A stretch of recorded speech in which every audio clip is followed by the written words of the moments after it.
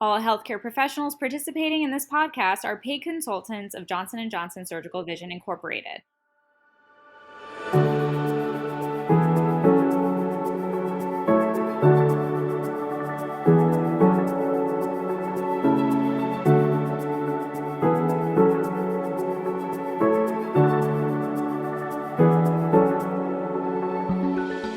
Welcome to this episode of Fine Tuned. My name is Rana Jaraha, and today we have two guests with us, Dr. Vance Thompson of Sioux Falls, South Dakota, and Dr. Andrew Schwartz of New York City. Welcome to the podcast. Thanks so much, Rana. Honored to participate in such a relevant discussion. Thanks, I'm happy to be here. Today we're going to talk about how you educate your patients and how that enhances their overall experience and increases their satisfaction with their treatment. Let's start with you, Dr. Thompson. How's your practice approaching patient education? We try to go into every patient consultation with an energy believing that the ability to improve quality of vision and reading range with one surgery is a powerful value proposition. Even though we've been offering this option for a while to our patients, I still feel like we're undershooting it. People will spend $50,000 on a car that they'll have for 5 years or less often, and here we're talking about their lifetime vision. The idea that guides all of my patient education effort is, what would this patient choose if they knew what I knew? With both our referral patients and returning refractive patients, we want them to spend time educating themselves before they come to our office, so they get the most out of their consultation. We deliver a ton of information to patients. The more they prepare, the better the chance they will choose the best option for their personal lifetime vision. When they call and make an appointment, we send out videos for them to watch along with our brochure. And these videos start with anatomical discussions. We want people to understand how their eye works and what their natural lens used to do and what they lost. What we want them to really understand that they lost lens function in two ways, clarity and reading range. And they have a choice with their new lens implant to address one or both of these issues. Plus, we're diagnosing lens changes and cataracts as a source of visual frustration at younger and younger ages with modern day diagnostics. And thus we're taking lenses out in younger and younger patients. So we want them to understand accommodative loss, and that if they chose a traditional implant, well, they may achieve 20/20 vision, but they'll have the near vision of a 75-year-old. A 55-year-old cataract patient needs to understand this accommodative loss if they choose a monofocal implant for as close to plano in each eye as possible.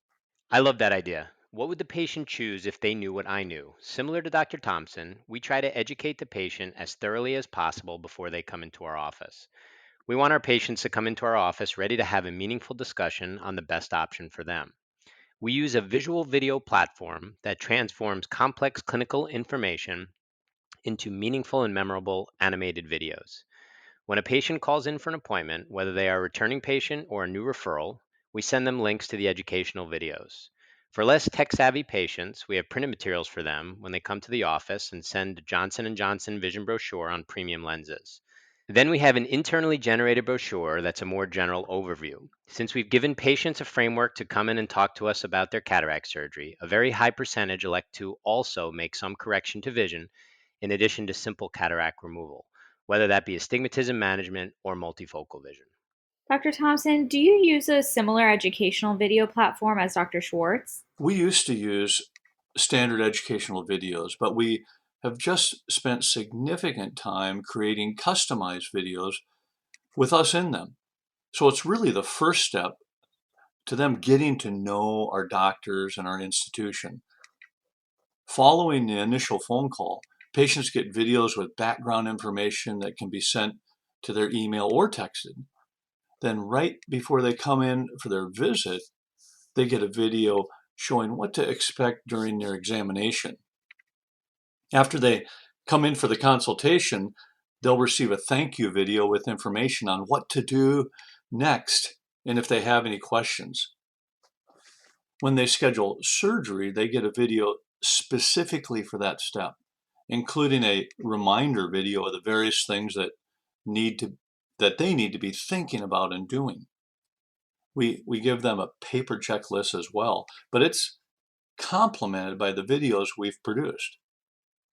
We try to time those videos with what they should be thinking about at that moment and choreograph this in a way that answers their questions and brings them inner peace every step of the way. Following surgery, there's a video for day 1, week 1, month 1, and 3 months post-surgery. We use a system to send the videos via text, and it allows us to track if patients have opened the videos and sends reminders if they have not. In addition, they can text back questions. It's a very interactive process. It is a lot of work to prepare these videos and to evolve them based on patient feedback, but it's well worth the effort. Patients love them. These are very sophisticated patient educational tools. Do you find that they provide a return on investment outside of increased patients choosing premium services? Absolutely, in so many ways. First, when a patient gets these beautiful animations of a very professional looking brochure with our logo on it, I think that gives them an impression of the practice and me. When I am with them, I can concentrate on how they want to function following cataract surgery rather than the basics of what a cataract is. There is a distinct correlation between how well educated a patient is about cataract surgery and the amount of time I need to spend with them. I find my chair time has gone down significantly. In addition, being able to really educate a patient and have them feel like they understand their options makes them feel like they made an informed choice and a good choice. Even in the rare situation where there is a mismatch between patients' expectations, it's rare that the patient will blame us. I don't ever have the patient who says, "You didn't tell me there would be glare at night, or I might need reading glasses in low light situations." Those conversations have all but disappeared. We all think we understand what the patient wants based on our experience, but ultimately it's a team effort between us and the patient to come up with the best option. That's really true. The more educated a patient is about his or her surgical choices and the expected results, the happier they are postoperatively. I've learned that loyalty to and trust in a surgeon is highly correlated to the patient understanding all of their modern day implant options. And the education we provide makes a big difference. I think the most important steps in that process happen in the practice right in front of us. Then we can read their body language and really try to explain areas that need further clarification. In addition to the patient coming to their exam having reviewed the details of their procedure and their options, we have an optometrist who continues that education throughout their workup. This sets up the ophthalmologist to come in, provide a professional recommendation, round out their education, and make the final decision together with the patient. Patients value when a doctor gives them a recommendation of what they would do if they were them. The only way for a doctor to be able to do that is to get to know the patient and their hopes and desires. The patient needs multiple educational touch points.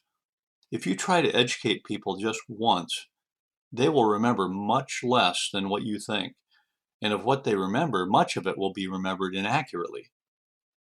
You have to realize this in your patient education process and set it up in a way that uses multiple educational sources.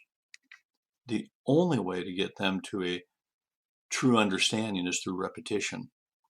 That's why we have the phone team education, website, texted videos, written materials, and ultimately our personal education done consistently by the optometrists and ophthalmologists.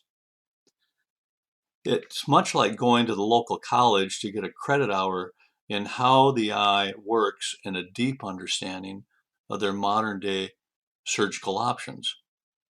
That's how they make the best decision, and we set them up for surgical success and joy. The consistent messaging is something I talk about a lot. I think everyone from the front desk to the scribe to the technician in the office needs to be educated. Maybe not all to the same level, but there needs to be a consistent basic answer from the top to the bottom of the practice. I think that is something that gives people a lot of confidence moving forward in a practice. It's taken a long time to develop that level of knowledge, especially because there can be a fair amount of turnover in some positions. But we have developed an educational curriculum for all staff members. It teaches them the way our practice wants them taught with the ideas we subscribe to.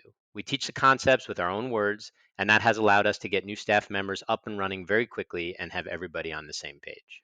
Wonderful. You both have clearly put a lot of time and effort into the systems you have developed. What advice do you have for a practice that is looking to enhance their patient experience and education? I think a lot of practices focus on the technologies involved and get bogged down in that, and it overwhelms patients. If you're asking patients if they want a femtosecond cataract surgery or a manual approach, or do they want a multifocal or an extended depth of focus implant, and on, the patients are getting confused and the doctor is getting frustrated by their confusion. It's really about what kind of vision the patient wants to enjoy for the rest of their life. Do they mind needing glasses a lot? Or do they want the freedom to perform most activities without worrying about glasses? I do not spend a lot of time talking to patients about technology. I talk to them much more about what sort of vision they want, and then I match the technology to their visual goals based on my experience and knowledge of the technology. Again, I think patients hope their doctor spends enough time to get to know them and their visual goals, and then uses their experience to make a recommendation on what they would do if they were them. At a grassroots level, I would develop an educational program for staff at all levels. It's important that consistent messaging comes from every member of the team. Secondly, develop some sort of e-platform that can be sent to patients ahead of time or sent home with them. A patient education system is an investment financially, but I think it's a worthwhile investment, so you have the materials that patients need. As far as what you give them in person, they should get a well-organized description of what procedures are available, what the price difference is, and very concise forms that explains what's included. Putting this information in a neat package with the office theme gives the patients confidence and shows them that you are well versed in the processes. It also gives them reference materials after they have been bombarded with information. If you had to choose two items to use for patient education, what would you choose? What matters the most? Nothing replaces the surgeon talking with the patient, but I would say the optometrist who works with me is probably the most important step that complements my talk with the patient. That discussion with the optometrists and surgeons is just such a beautiful way to help them achieve the what technology would this patient choose if they knew what I knew point. There is no computer experience or technology that can replace that, but there's a lot that can be synergistic and add to that conversation, especially before it happens. Educational videos have really helped our patients understand better and retain that information. Dr. Schwartz and Dr. Thompson, thank you for taking the time to share this valuable information with us today. And thank you to our audience for listening to another episode of Fine Tuned.